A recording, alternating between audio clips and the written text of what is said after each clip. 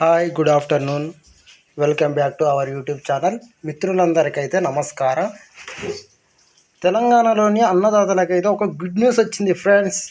నేడు రైతు రుణమాఫీ నిధులైతే విడుదల అయ్యాయి ఫ్రెండ్స్. ఈరోజు సాయంత్రం 4 గంటలకు 7,000 కోట్లు రైతు ఖాతాలోకి అయితే జమ కానున్నాయి.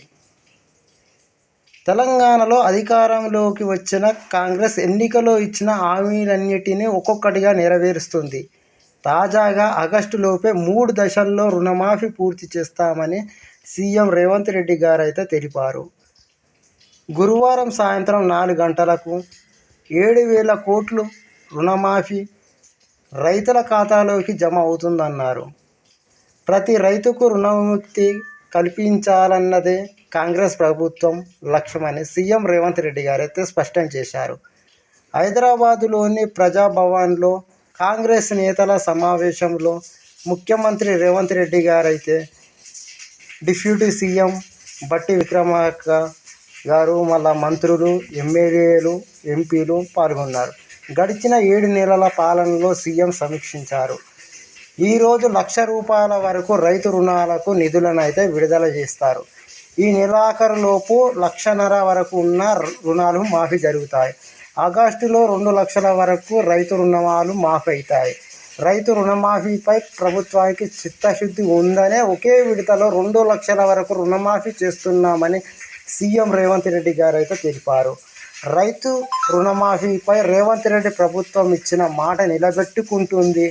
అనుకున్న సమయానికి 1,00,000 లోపు రుణాలను రైతులకు చెల్లించేందుకు సిద్ధమైంది.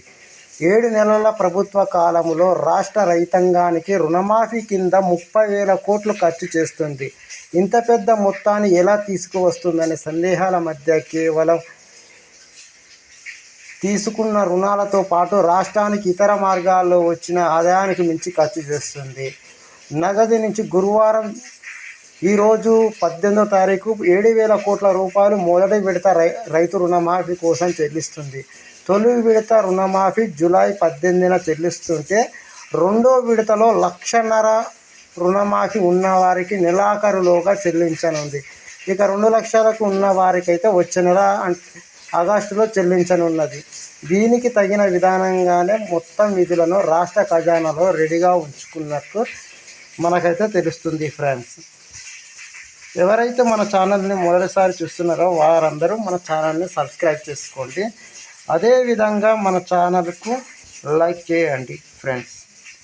అదేవిధంగా మన వీడియోను ఇతర గ్రూపులలో షేర్ చేయండి. Thank you friends.